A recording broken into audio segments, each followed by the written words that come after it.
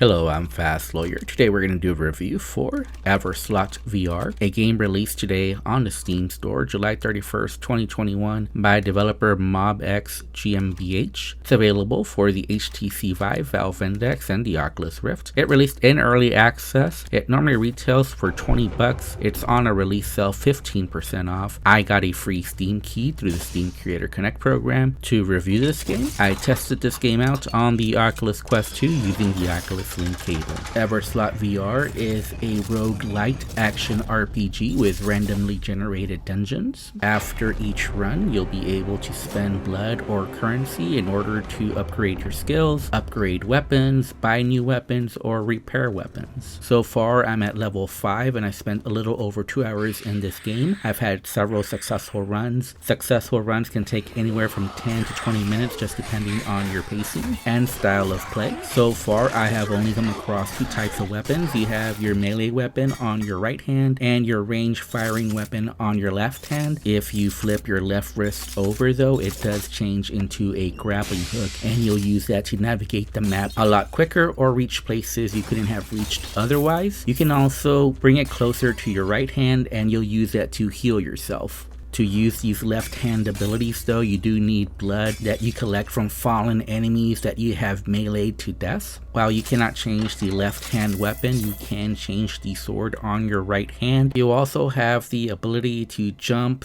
/ dodge, and you basically have 3 of these that you can use on cooldown. You can chain the jump / dodge ability with your grappling hook for further mobility. You can buy new weapons after you've completed a run, or you can find weapons during your run either inside chests or inside containers. However, you can only hold one sword at a time, so you have to be careful to make sure the sword you pick up is an upgrade over the sword you currently have equipped. Swords will have different base damage and some of them will have special abilities such as fire damage. So far, after many runs, I've only come across 4 types of enemies. You have your basic grunt enemies that only cause melee damage. They don't have any special type of armor. They don't pick up weapons or anything like that. They can jump at times at you, and it is possible to get overrun by them as there can be just a whole lot of these grunts on screen at the same time, and it can be difficult to avoid their damage in those situations. You also have ranged enemies. They have a bow and arrow, and basically you want to down these enemies as quickly as possible, which can be difficult with a lot of grunts in the way. Thirdly, you have these exploding enemies, and you basically want to shoot them at a distance. I usually save my firing weapon for these enemies. Lastly, you have these giant tank enemies, and basically they only do melee attacks and they have 2 base attacks. Once you get used to their swings, they're very easy to avoid. They usually have armor as well, so you just have to avoid their swings and then attack as fast as possible, rinse and repeat until you down them. And once you get a few upgrades and you get a nice enough weapon so that you can take down the grunts really quickly, this game does get a lot easier. Again, just depending on your play style. If you want to play very fast where you're grappling from point to point and running around, it might be more difficult. I found a way to basically cheese all the enemies because unfortunately the enemy AI isn't very good. So basically, if you just find a nice little corner, you can take down most of the enemies without them being much of a threat to you. Overall, I did have fun playing this game, but unfortunately after 2 hours of playing this game, it did start to get a little repetitive. Keep in mind, it is in early access and the developers do promise more content and trying to make the game a lot more expansive. EverSlaught VR is running on the Unity engine. On my RTX 3080, I was getting a steady 90 frames per second for the most part. However, I did notice that after prolonged gameplay, the game would run significantly worse. In fact, during a portion of my gameplay, I did have the game have variable frame rates between 20 to 30 frames per second, which was pretty bad and made the game unplayable. Unfortunately, I had to quit and restart in order to fix the issue, and unfortunately, because I quit, it made me lose the blood and currency that I had during that run.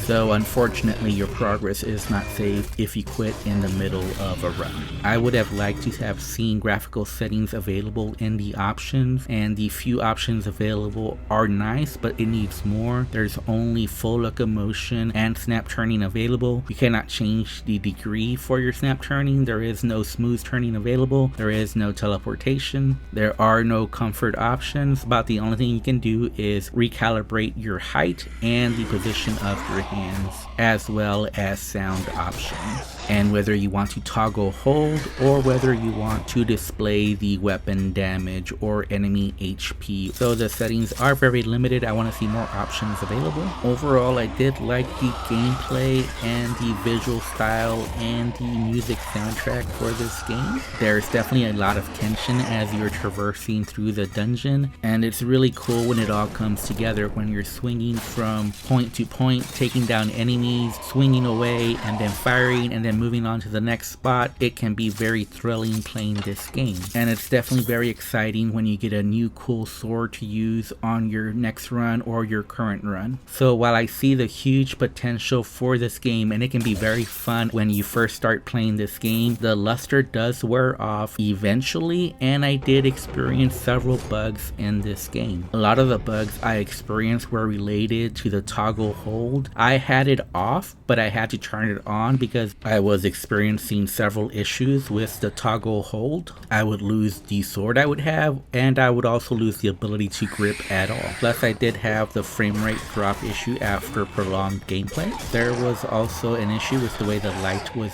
being rendered in this game. I do show that issue in this video. It basically looks like a blanket is over your screen. It looks very unnatural. But again, this game is in early access. I do expect those bugs will be fixed by the developers. I think the biggest issue with the game is the lack of variety. This game does look good at first, but after several runs, the dungeons do start to look very similar, and there's just not enough visual variety, and there's definitely not enough enemy types, and the enemy AI is currently not good enough to be a challenge. They definitely need more movesets in order to make this challenging. Maybe the addition of shields and other types of weapons for the enemies. I would also like to see some environmental dangers thrown into this game, especially so you'll use your grappling hook more often. Another issue with the game is the lack of spatial audio. I often could not tell where enemies were coming from. The sounds definitely need to be better. Sound is very important in VR, especially in a game like this where enemies do come from all sides. Enemies do spawn from out of nowhere in this game, and sometimes they'll even spawn right next to you.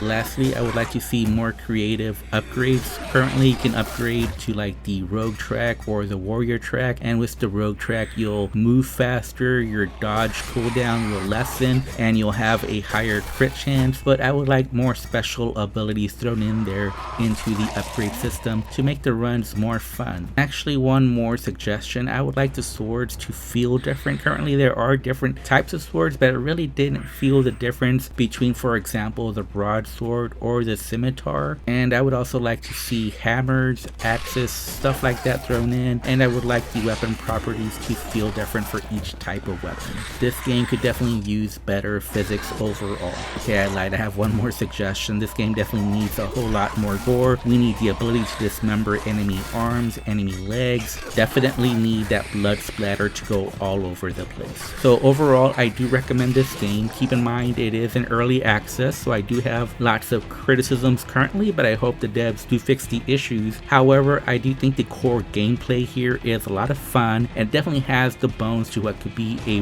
very good game in the future. But even if it doesn't happen, currently it is fun enough, at least for a few hours. So if I have to rate this game, I would give it a 7 out of 10. It's good, but it could be a lot better, and there are several bugs currently in this game. Anyways, I'm Fast Lawyer. If you liked my review, don't forget to like, comment, and subscribe. And as always, have a wonderful day and enjoy the rest of the video.